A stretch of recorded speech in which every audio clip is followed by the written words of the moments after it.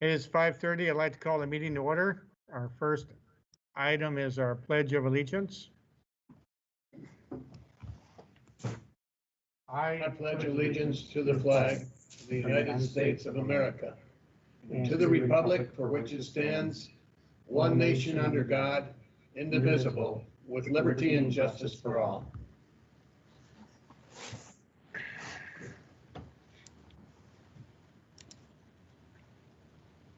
Mr. Vice Chair, could you read our mission statement? The mission of the Marshall Public School District is to educate, support, and prepare all learners for success. Thank you.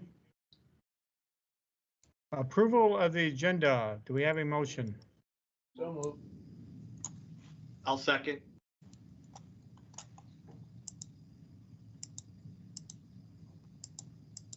Any additions or corrections? Hearing none, please vote.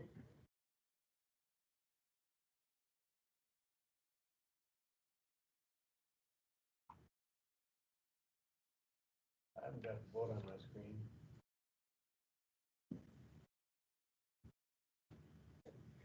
Voting in progress. Circle here.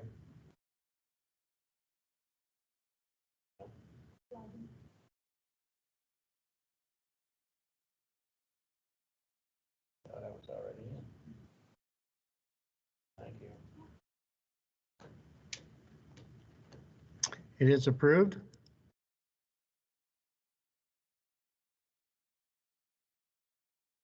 Public forum.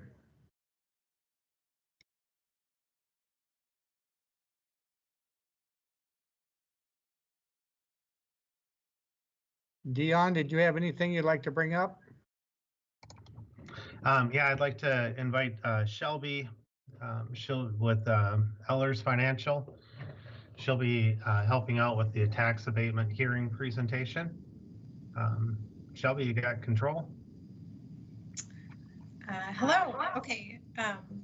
So Tricia, I think the first thing we're going to go through is just the PowerPoint presentation on the tax abatement. Do you have that one as well? So the first thing that you need to do in order to approve a tax abatement bond is hold a public hearing. And so I was just going to walk through just an overview of the tax abatement hearing. So there should have been one other document. Shelby, I don't think I have that one. Dion, do you have it?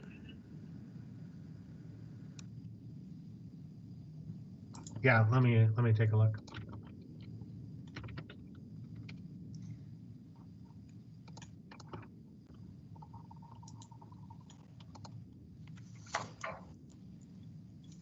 Tricia, under the public hearing, there should be an attachment called tax abatement hearing presentation.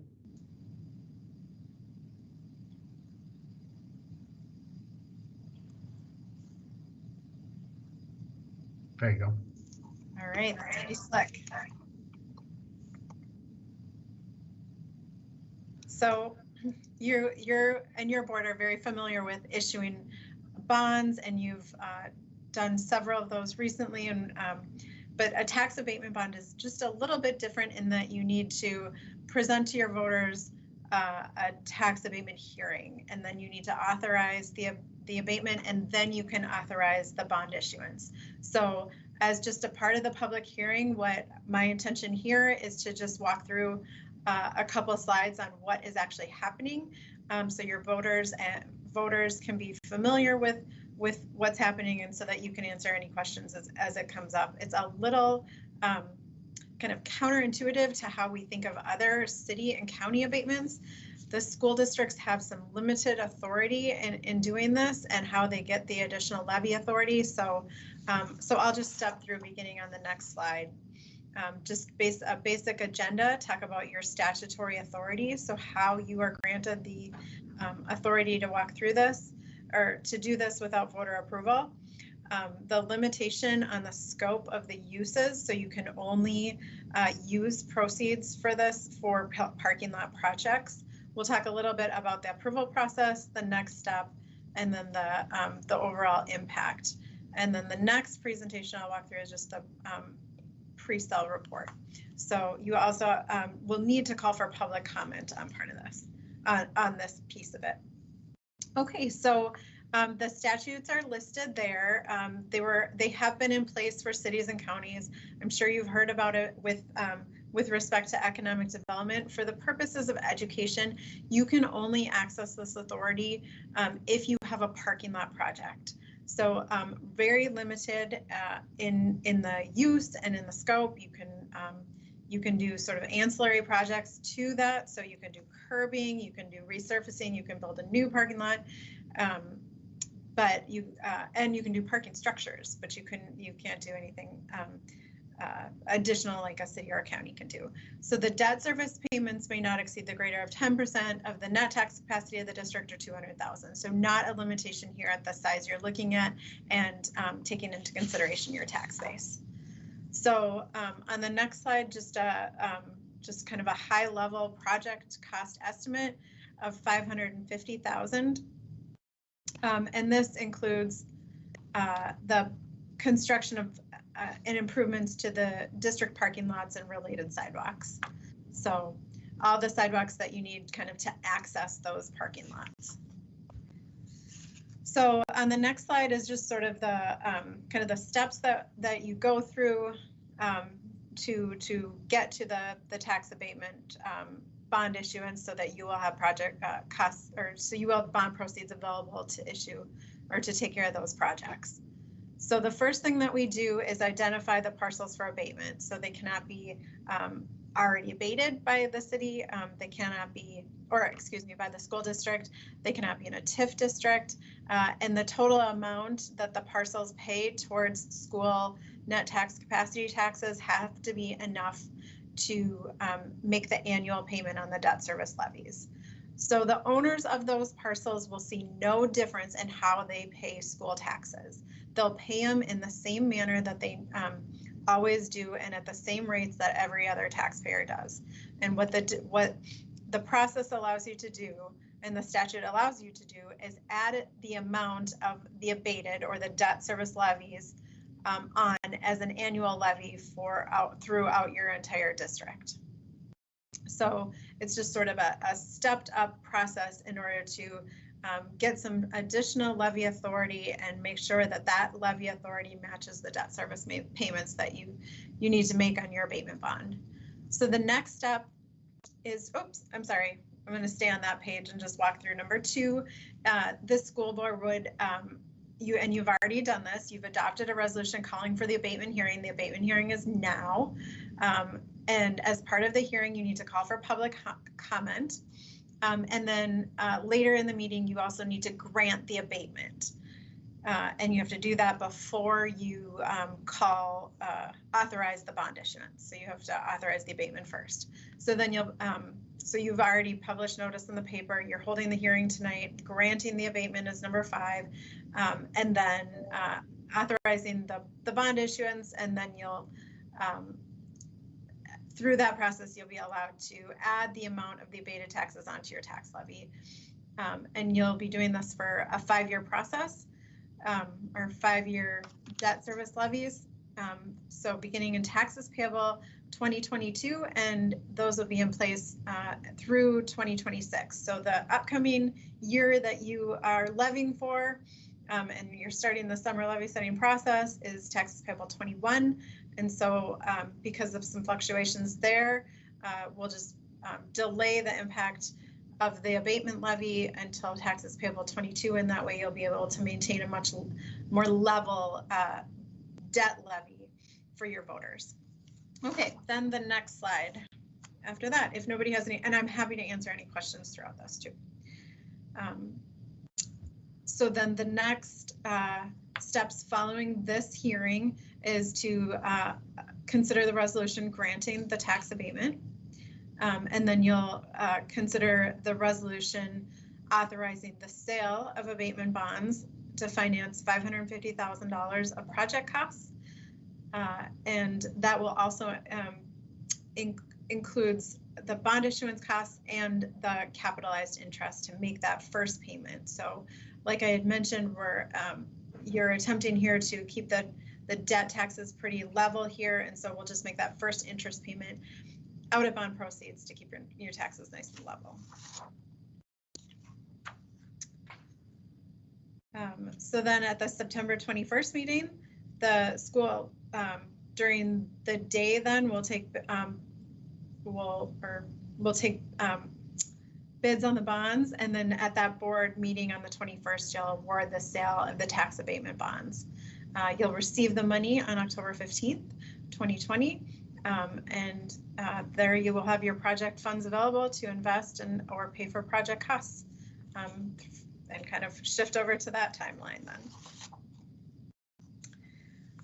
So just kind of in summary, the annual debt service levies is 5. So beginning in taxes payable 2022 through 2026 will be the levies that will be used to make the debt service payments.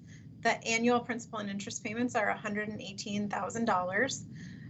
Like I had mentioned, it's tax neutral from year over year, but of course there's an impact to that $118,000 payment, and what that is $8 on a $150,000 home. So you have some levies coming off in taxes payable 22 from, that are going to be on this year. So that impact is about $8. Beginning in taxes payable 22, the ag credit goes to 60%. So they'll get some additional benefit, even though it'll be tax neutral for homeowners. There'll be sort of an additional reduction because that ag credit is stepping up from 55 to 60% in taxes payable 22, and then it goes up again to 70%. And the abatement bonds and the abatement levies are eligible for the ag credit. So taking full advantage of that state component for this project. All right. Mr. Chair, I can pass it back to you for public comment. Thank you. Dion, did we have any comments call in? No, we didn't have any calls come in as of yet, no. Okay, then move on.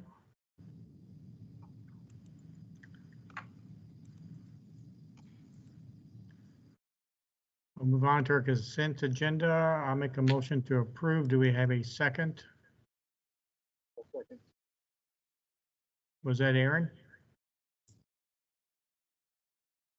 Yeah.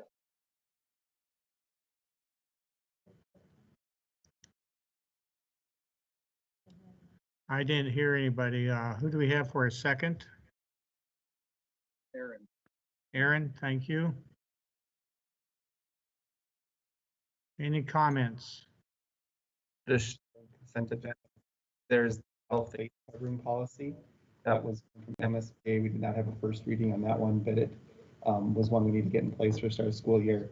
That makes the executive order from the governor policy for schools. And I just want to mention that the custodial and student connector positions in that consent agenda tonight, those are related needs for this fall that we'll be paying part of CARES funding. Very good. Any other comments? Hearing none, we'll vote.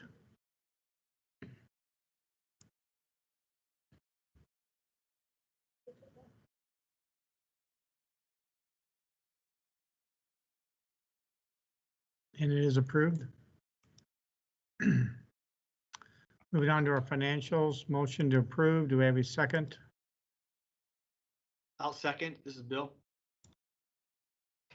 Okay, open for discussion. July and August are pretty slow months for us. You'll see some larger numbers. We have our debt service payment and interest that's under the debt service fund. And then also you'll see we started making some larger payments as you see some of the progress on Southview at Parkside, start some larger payments on those construction projects and some of our capital outlay summer projects that we've been working on. Any other comments? Hearing none, we'll vote.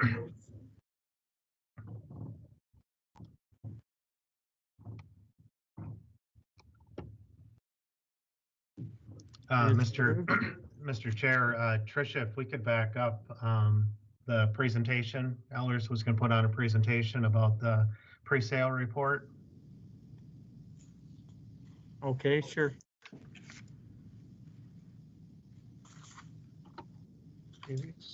So this was the document that Tricia had up to start, and this would just be our estimate of where the current rates and current market is for the sale of your bonds. So those two formal steps that you'll need to take to grant the abatement and then authorize bond issuance, then this is sort of our view 1 month out from the sale. So you've already authorized the sale of your facilities maintenance bonds so that you could incorporate your updated 10-year plan and send that in and get that rolling with the Department of Education. So I can just briefly walk through this. As I mentioned, you're all very familiar with bond issuances. This is another tax exempt issue. We're combining the two purposes, so the facilities maintenance and the tax abatement bonds, so that you can save on cost of issuance. This would be one preliminary official statement that will be sent out to you. This will be one reading, so combined into one with those two purposes. The bond will be callable, and you're very familiar with refunding bonds, so this one will be callable in 2028, with beginning with the 2029 maturity. It will be bank qualified. We will get a rating on this, and we'll go through that process.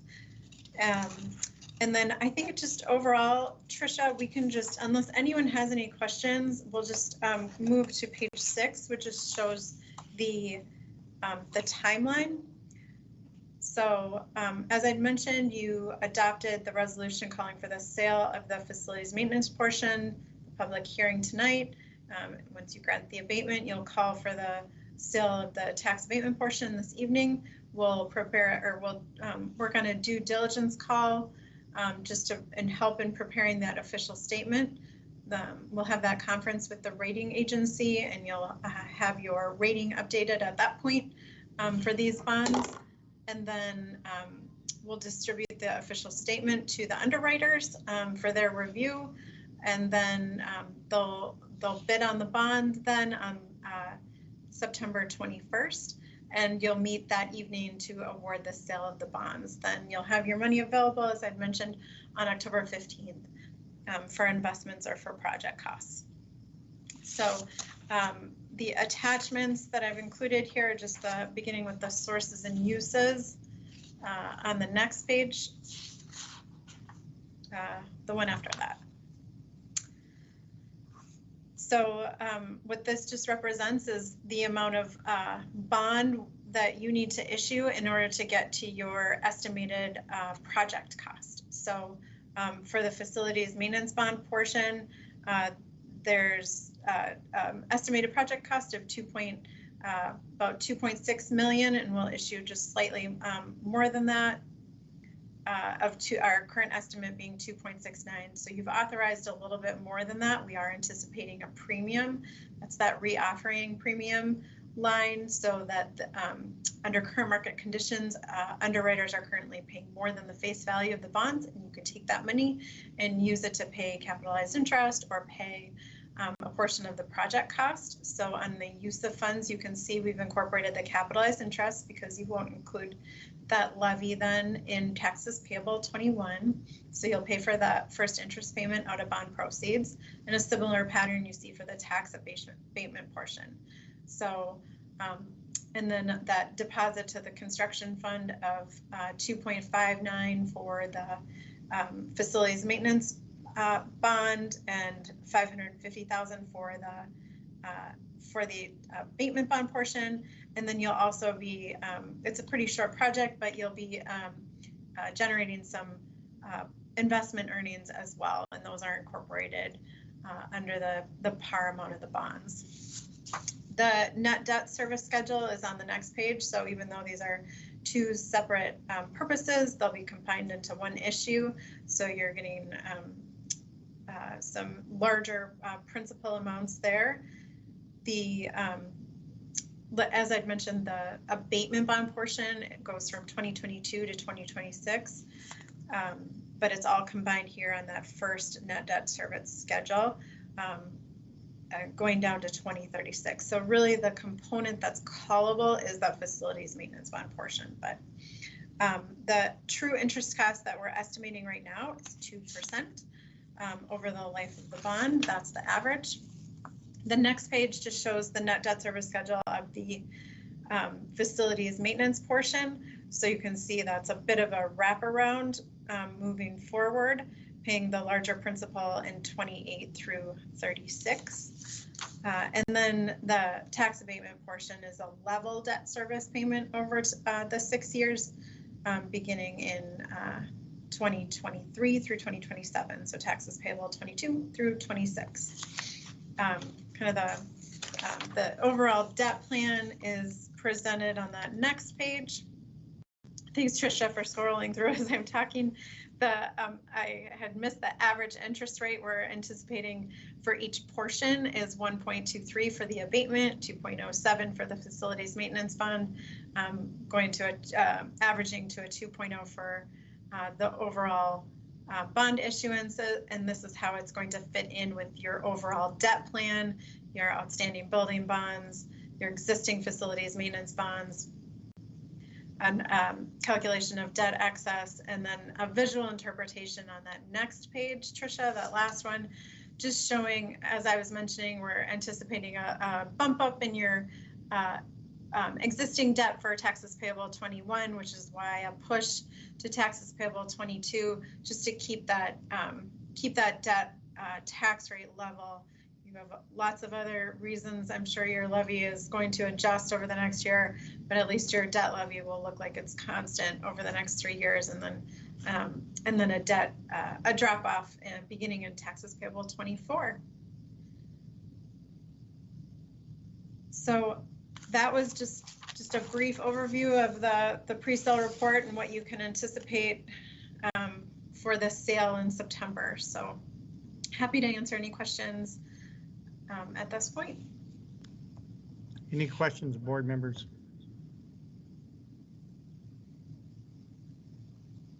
Hearing none, thank you. Thanks.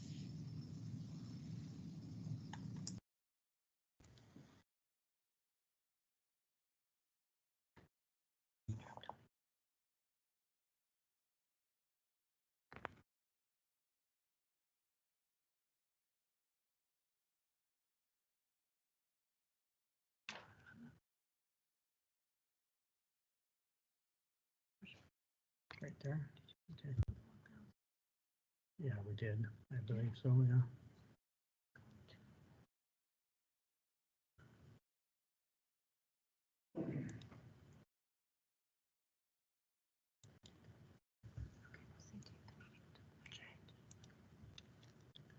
Moving on to our treasurer's report. Dion, did you have anything to bring up? No, just like last month, when we were looking at the fund balances, we've got some audit adjustments that will be taking place in the next few weeks. So in the September, you'll be able to see a better look at where the fund balances actually are compared to previous years, but everything seems to be where we expected it to be. Very good, thank you. Board members, anything you'd like to bring up?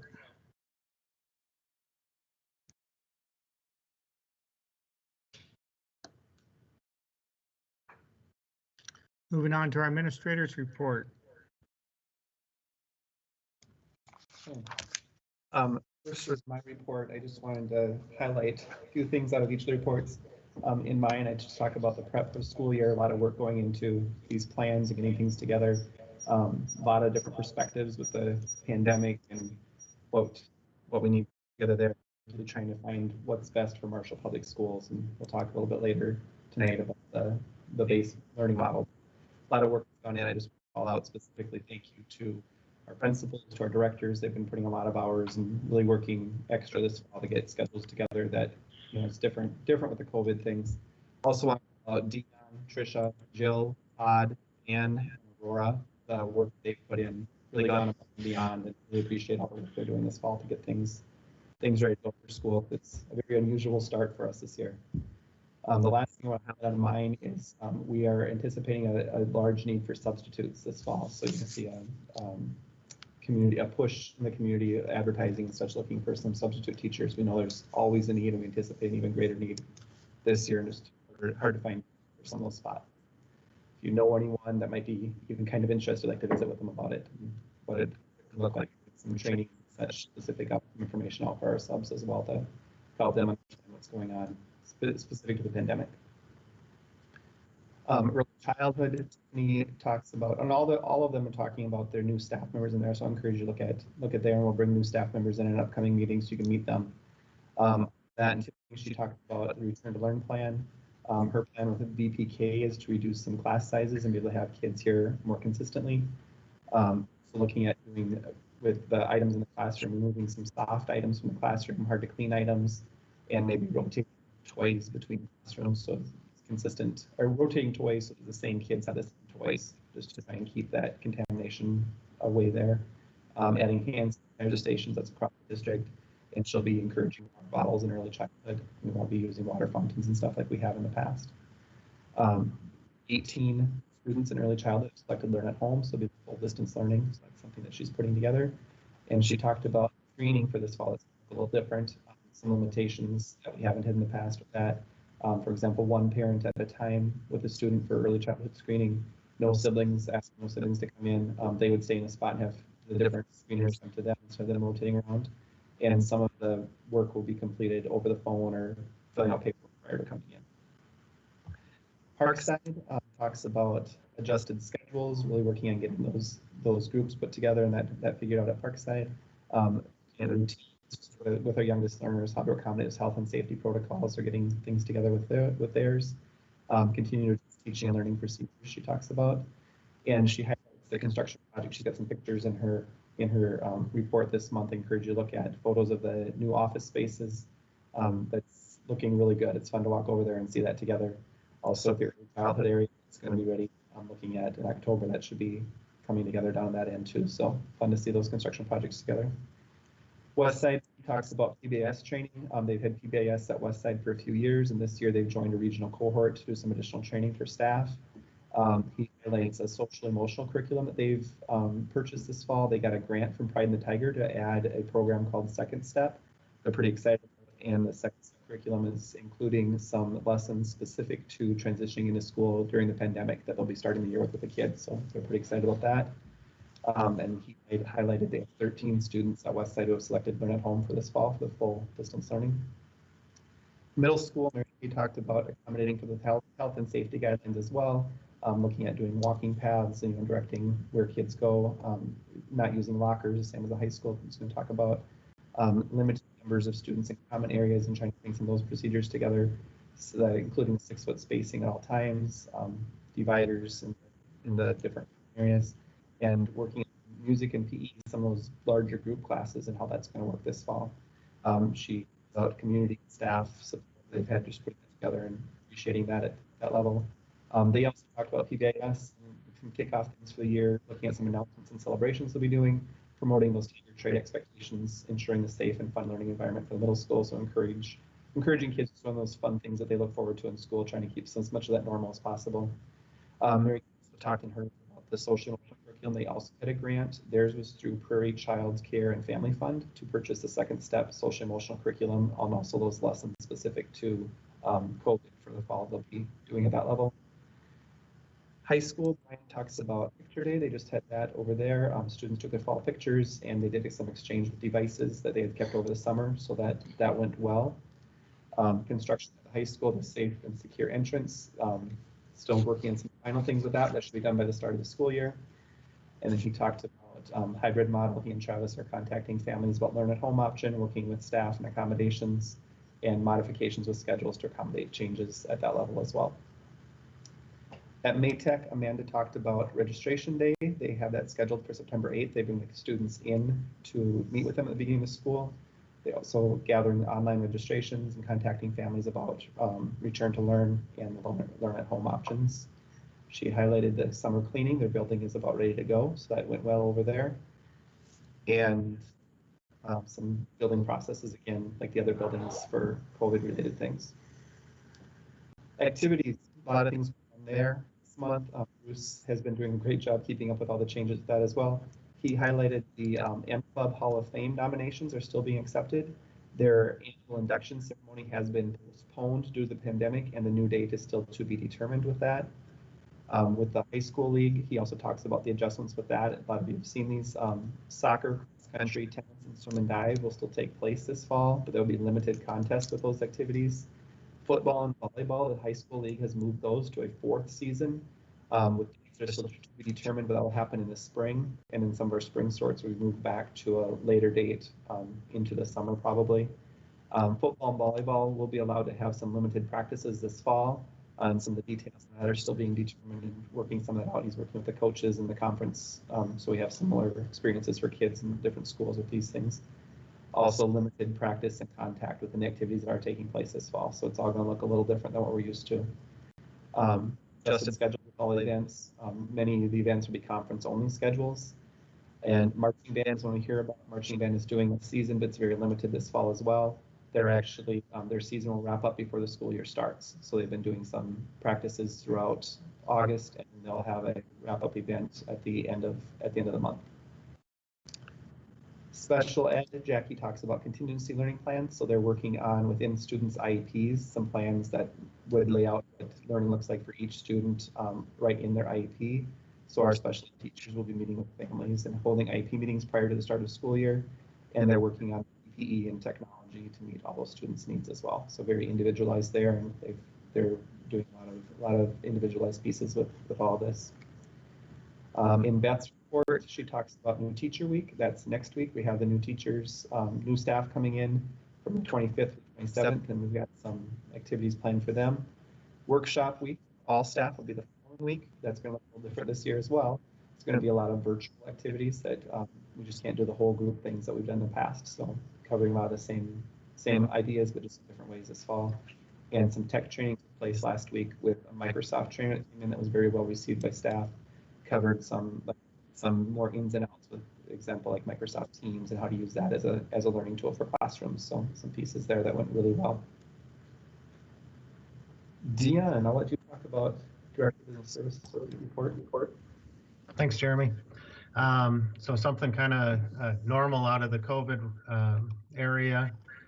Tricia and Aurora and Tammy have been working really hard on our Frontline Central project.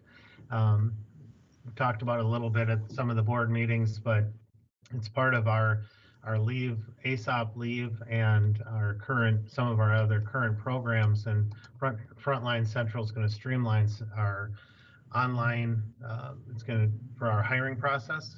So the forms are available online. Our contracts and assignments, performance reviews, and some other things, and they've gotten to the point where we've got some of that up and running. So through all of the other work that they've been doing, they've been trying to focus on some of the new things and their other jobs. So thank you for working so hard on that. As you guys heard, and I know Jeremy informed you guys, there's some additional funding that's going to be available. I believe this has been approved.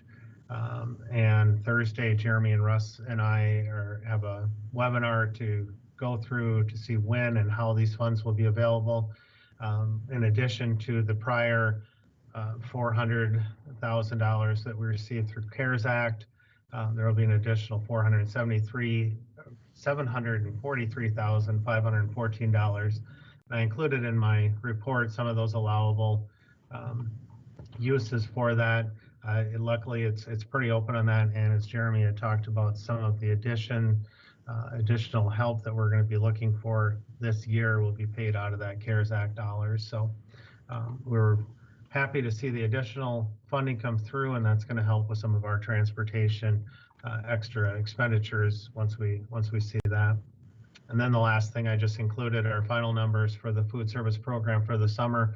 We fell just short of 40,000. We had 39,824 grab and go bags, and that's comparison to previous years of we had 2019 was our second highest year of 6,677. So very successful summer, and thank you to Jill and Taher for making that happen.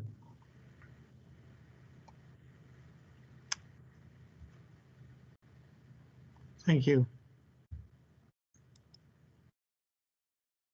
Moving on to a discussion item, statement condemning acts of hate and racism in our community. I think Sarah, did you want to speak to this one? Sorry, I had to unmute. Thank you, Jeff.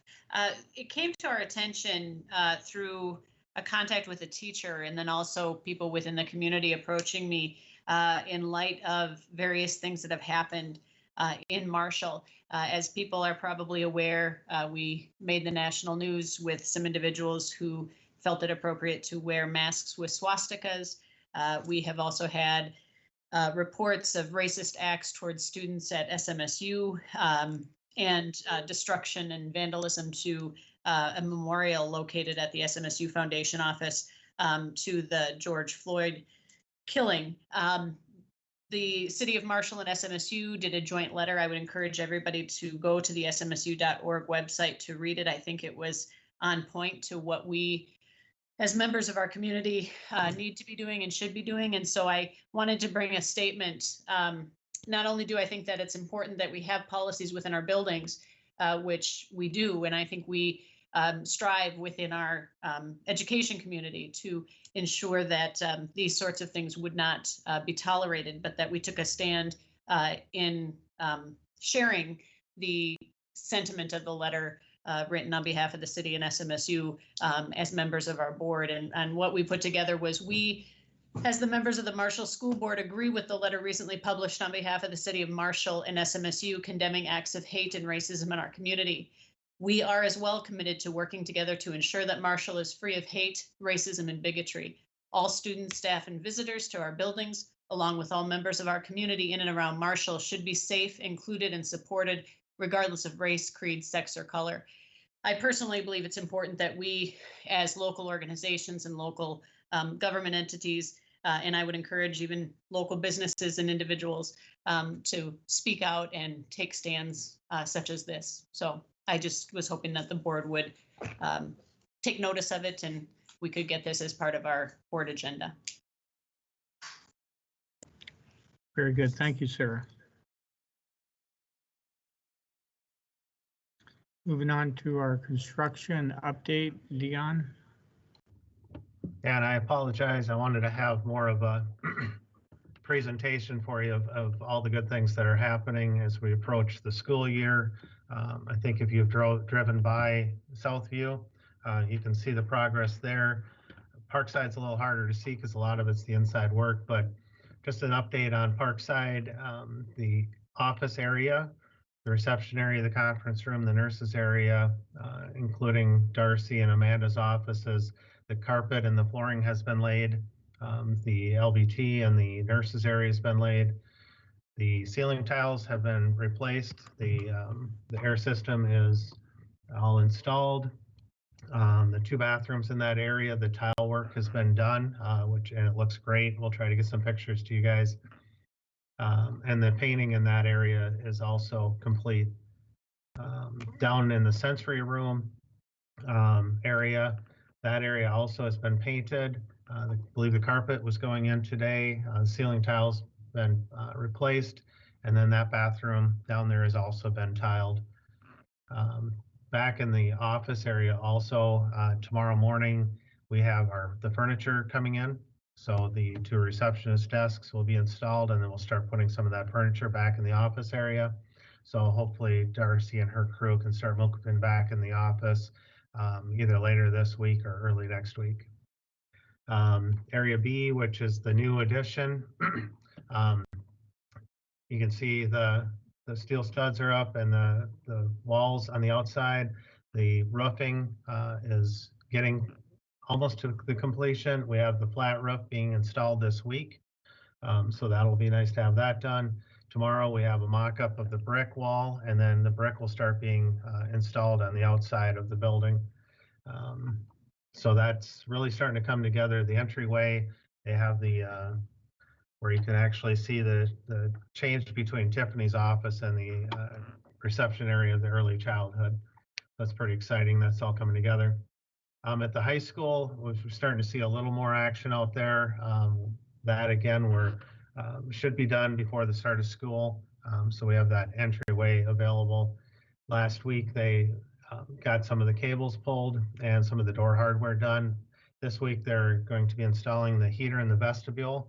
We had to take the old one out because it was on the wall, and we're going to be putting that in the ceiling. Some of the security window glazing will be done. The door contacts and some of the card readers will be done.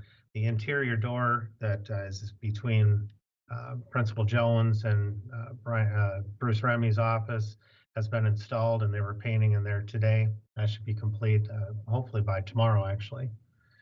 Maytech, they started pulling some wires over there. There's not a whole lot of work to do there between the card reader installation and the glazing, and that they'll start working on that this week. And then at the new elementary, last week they finished installing the precast panels. There's 2 sections that they didn't put up because they'll need to get equipment into the middle of the area to start putting up some of those the steel structure. The footings, interior footings were poured, and a lot of the underground plumbing has been installed. So they'll start continue to work on the plumbing and the electrical, and then you'll start seeing some of the interior steel structure to go up. That's what I have so far, and I just wanted to let the board know too, anytime somebody wants to walk out to Southview for a tour, please let me know. Just stop in or let me know, and we'll get you a hard hat and a vest, and we can go stand inside the building. We were out there the other day, and just standing inside the gym, it seems massive right now with just the steel or with precast up, but it's starting to come together. If you have any Thank you. questions, let me know. Any questions, board members? Thank you. Moving on to our discussion items. First reading of policies 301, 306, and 522. Were there any comments or questions? I'll just point out that with the policies 301 through 306, there were no changes in those this time. They're related to administration and the superintendent role in the district. The policy 522, Title IX policy, there have been significant changes in that one. There's a federal changes with that one related to sexual harassment investigations and processes. So those are pieces that we're implementing in the district now. Very good. Moving on to our action items. The first action item is resolution adopting the base learning model for the 2020-21 school year. Motion to approve. I'll second it. This is Matt. 1 second, please. Mine's not showing approval here.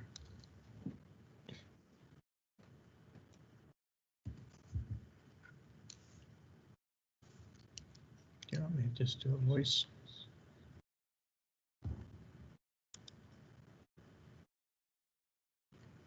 Thank you. I do gotta say, for the record, it's a blessing to have Ms. Stelter here to help us. Motion to approve, and who seconded that, please? Matt did. Matt. So any discussion? I'll share this one. This has not been an easy decision. Put a lot of work into all 3 models that we were asked to put together. As you know, MDE has asked us to use county case numbers as a starting point with our discussions. The case numbers are going down. That's a very encouraging piece to see. As we're working with principals and looking at opening for this fall, we really feel that hybrid is our safest plan to open this fall. Some of the considerations with that, we haven't had anyone in school since March, and that hybrid plan gives us a smaller transition. You know, we have students and staff both that are anxious about coming back. We have people on many different perspectives that have been with this too, but really this will give us a smaller transition coming back. With the hybrid model, we have the additional safety and security protocols, such as a 6-foot distancing that we would not have in a full face-to-face model. We feel that's really important this fall. The numbers opportunity to easily teach some of these, more easily teach some of the processes and procedures, such as the hygiene practices, the reduced capacity in common areas, lunchroom protocols, and congregating in the different areas, such as the hallways, just some of those things that we know we have to teach this fall. It's going to be a challenge to set a new normal for students coming back to school. With those things in consideration, I do suggest open hybrid. I'd like to start the year off that way and get all these routines in place, continue to monitor the numbers, and then look at moving to face, or as soon as we can. Certainly, we want to get back to that normal. One of the things to consider with that, or a couple things to consider with that as well. The calendar will stay as it was approved last spring, so class dates and class times would not change. And with scheduling, we were able to schedule families to, it's really a 5-group model. So with the primary of the 5 groups, 1 group would be home each day. With the secondary, they'd be home on 2 different days for distance learning days. Our team put this together. They worked really hard on this. They were put together where it would line up for families across buildings. So if you have students that are in one group, so they're home on Tuesdays, for example, your other students will be home the same day. So it lines up for households to make that work for families. I feel like this is a good plan. The team has really done a nice job with, and it is the safest way to open up for our schools. Open for questions. Jeremy, do we know when this will be published out to the parents, assuming it's adopted tonight with scheduling and all of those things? I know people are asking me when we're gonna know, and if we do this hybrid, how quickly people will be notified of what their schedules may be and that sort of thing. Yep, the board approves it tonight. We'll start a communication out to staff tonight yet, and we would start communicating to families this week. Thank you. I realize this is tough. So say that again. I realize this is tough, and we do appreciate, as we were saying last time and this time, the difficulty and complexity of this sort of process. Right. Thank you. Jeremy, and I just want to thank you and your team for the time that you've really put into this. So it's a really challenging situation. Just want to, for the record, thank you for your work, for everything you're doing to get our kids. Aaron, I'm not understanding you. Can you just talk close to the mic, maybe? Oh, sorry about that. Can you hear me now? Yep. I just wanted to say thank you for the work that you and your team is putting in on this. I just really wanted to, for the record, just thank you guys. It's a very complicated process, and to come up with a plan like this to get our kids back to school. Thank you. I'll second that. Special thanks to the staff and administration. I would agree. I just think I want to thank you for exercising a decision on the side of caution as we start out. Even though the numbers are going down, it will give us a chance to bring our kids back to start. Even if we do have to have our kids coming back face to face full time, still have to work out the distancing piece, and I think this is a good way to break that in. I really appreciate all the work that's gone into this, Jeremy, with the staff. It's very well done. You've done it. Very good. I'll call for a vote.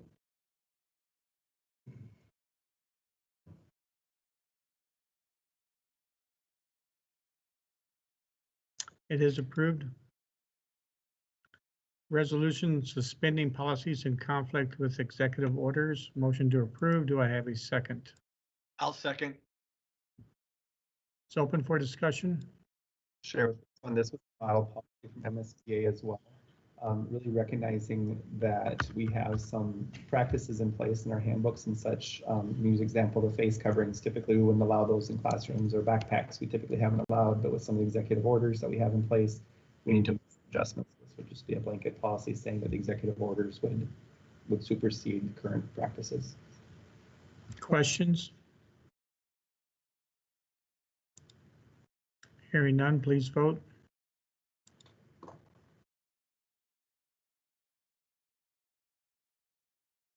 It is approved. Resolution granting the tax abatement. Do we have a motion? So moved. Second. It's open for any further discussion. No, just like what Shelby had said, we need to grant the tax abatement. It needs to be approved prior to being able to authorize the bonds. Very good. I'll call for a vote, please.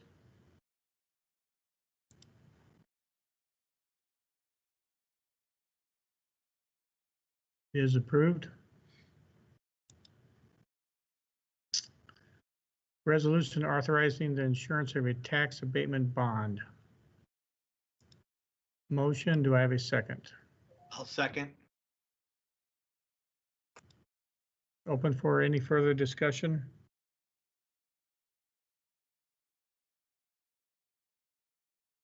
Hearing none, please vote.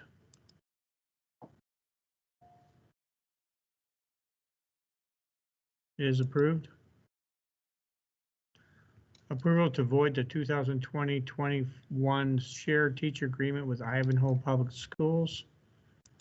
Motion to approve. Do we have a second? I will second, Darren. It's open for discussion. So with this one, we have a staffing situation currently where we've been sharing staff with Ivanhoe. We do not have a staff member to send to Ivanhoe right now. So I visit with them and we'll just need to cancel the contract. Very good. I'll call for a vote, please.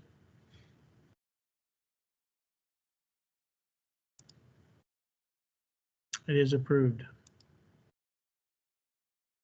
Approval to change meeting time for Monday, September 21st meeting. Motion, do we have a second?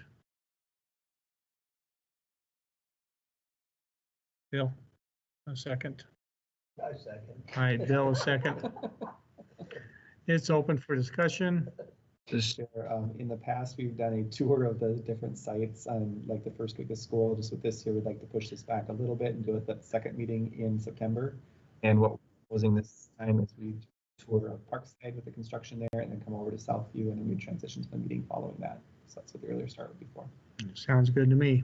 Any comments? Hearing none, we'll vote, please.